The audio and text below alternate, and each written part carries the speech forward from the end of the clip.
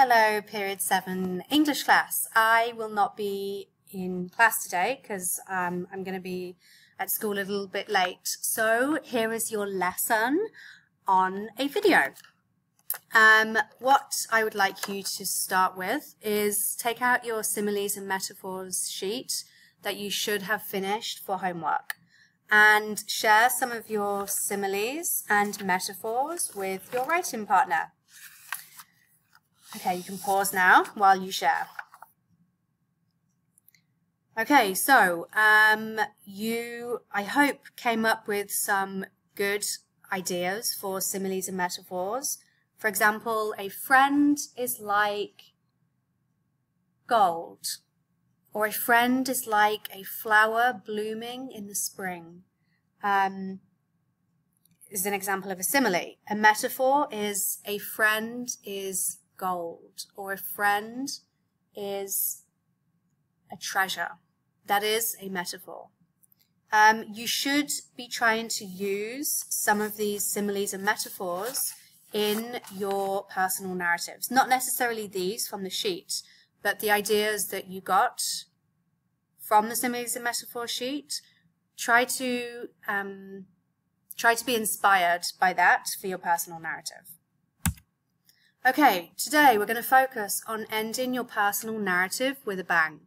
So we have already looked at beginnings or leads and how to write memorable leads. Now we're looking at how to finish your personal narrative with a bang, like these fireworks. Why are endings important?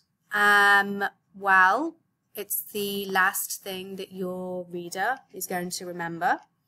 And writers use endings to resolve problems. But endings also tie back to the big meaning of your story. And endings leave your readers with a final message. So, first of all, you need to ask yourself, what is my story really about? So you have the plot of your story, you have the things that are happening, you have the action, but you need to think more deeply about that. What is the deeper meaning of your story? For example, the story about my brother running, escaping out of the house and running down the road in his diaper. I told you the plot. I told you what happened in that story, but what is it really about? What is the deeper meaning of that story? Guilt, like my parents and myself definitely felt guilty about not noticing that my brother had disappeared. Responsibility, needing to take responsibility for when you make a mistake, and also needing to be responsible. So if a young child is in your care, you need to be responsible for them. Also, it's about family and it's about forgiveness, you know. Yes, it was a stupid thing that happened and there could have been terrible consequences, but we forgave ourselves. So that's what the story is really deeply about. And I would try to show those things in the ending of the story. And I would leave my readers with a final message. So, ask yourself this. What do I want my readers to truly understand about my journey as a character in this story? Because you are the main character in your personal narratives. It is all happening to you. You are the narrator, you are the protagonist. What do you really want your readers to understand about what's happening to you on your journey in this personal narrative? And then you need to write an ending that reveals this to the reader. Easy, right? Here are some endings to help to inspire you. The ending of everything will be okay. I feel alone and small and frightened. And then, all of a sudden, I don't feel any of those things. All of a sudden, it's as if Paul had already left, and I'm on my own, and I know something so clearly that I will never have to ask an older brother to help me figure them out. I will never work for Dr. Milk. I will not go hunting with my father. I will decide for myself what kind of boy I am, what kind of man I will become. So, in this paragraph here, he's having a realization. All of a sudden, it's as if Paul had already left. He's learned a lesson here. And then in the last 3 lines, James Ho is looking to the future. He's never going to work for Dr. Milk. He'll never go hunting. And he's going to decide for himself what kind of boy he is. So this is a lesson learned, and then look into the future. The next one, 11, by Sandra Cisneros, which I think some of you read last year in grade 5. I'm 11 today.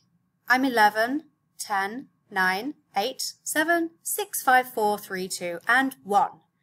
But I wish I was 102. I wish I was anything but 11, because I want today to be far away already. Far away, like a runaway balloon, like a tiny eyes to see it. So, in this ending, she is her character, her main character, the narrator, is like wrapping things up, reflecting about her birthday, and she wishes that it was just over. She wants to be as far away from being 11 as possible because she hates it. So she's also reminding the reader about the important part of her personal narrative or of her story. The fact that her 11th birthday was horrible and she does not want to be 11. She would rather be 102. She wants to be as far away from 11 as possible. Boom, crackle. I hope my old dream of seeing the fireworks for the first time is carried over to someone else. As I look back, I think my parents were right. I would have been scared if I had been there when I was younger. I would have felt claustrophobic in the crowds. I would have been deafened by the boom. I would have been blinded by the light and closed my eyes. Now I will remember the first time I saw the fireworks. Being right in the middle was the best, and it was worth waiting for. So this student has ended their personal narrative with a lesson learned. And the lesson, boys and girls, is to always listen to your parents because they are right. Courage. Remember when we first started this unit and we read a personal narrative about the water snake? Back at the beach, Emma's mum asked me what had possessed me to go back towards the snake. I said it wasn't the snake I was heading toward, it was my friend. The snake was the farthest thing from my mind. Only my friend mattered. Once a fear is replaced by another, more powerful emotion, I realized that anything is possible. So, the student here is reminding their reader about what's happened, that she was going back towards the snake, and then she's finishing with a message that once a fear is replaced by something else, she realized that anything is possible. There's also a bit of drama in there because she's reminding us that she went toward the snake, but it was to help her friend. Chinese school. This is written by a 10-year-old girl who had to move to China with her mum and dad for her parents' work, and she did not speak any Chinese, and she had to learn, and so she had to go into a class full of 5-year-olds, and she was really embarrassed. That's when I knew that you're never too old to learn a new language or learn something new in general.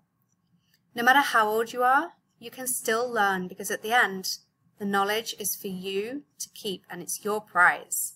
In the end, for determination and hard work and sacrifice.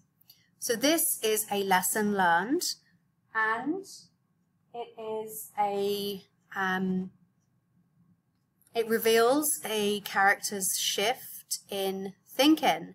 They started off the personal narrative by thinking they couldn't learn a new language, and they finished by realizing that you're never too old to learn a language.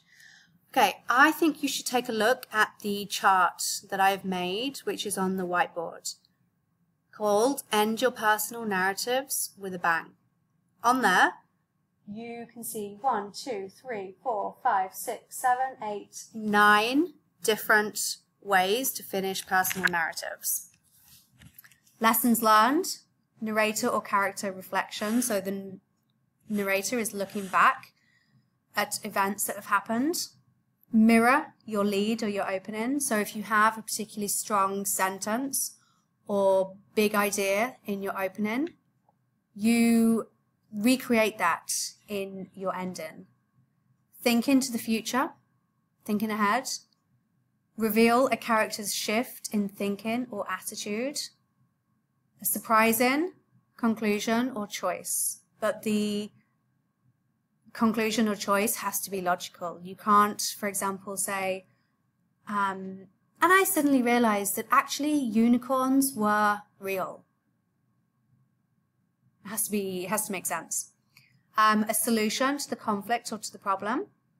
Ending an emotional state of the character. So if if you have been scared all the way through your personal narrative, you might end that in your conclusion. Or hopes and dreams and wishes for the future. Okay, your turn. As the character in your narrative, what did you want? Or what did you struggle with in your personal narrative? Just think about that for a few moments. Pause me and think about it.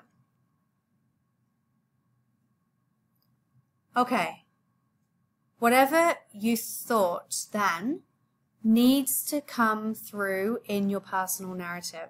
So I should be able to read your narrative and know what you wanted or know what you struggled with. And that should then be clear in your ending. You need to tie it all up and bring it to a close. Okay.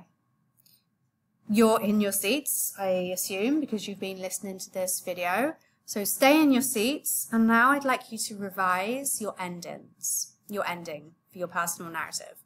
You can do this either on the computer, on the personal narrative document, or you can do it in your writer's notebook. If you want, you can have a go at 2 or 3 different endings, see which you like best. You could mix and match. You could, include a little bit of one thing, a little bit of another. But I think that you should definitely be either writing a brand new ending or significantly changing your previous ending, because I think that you will write a much better one now that you've seen some examples and you've learned about this.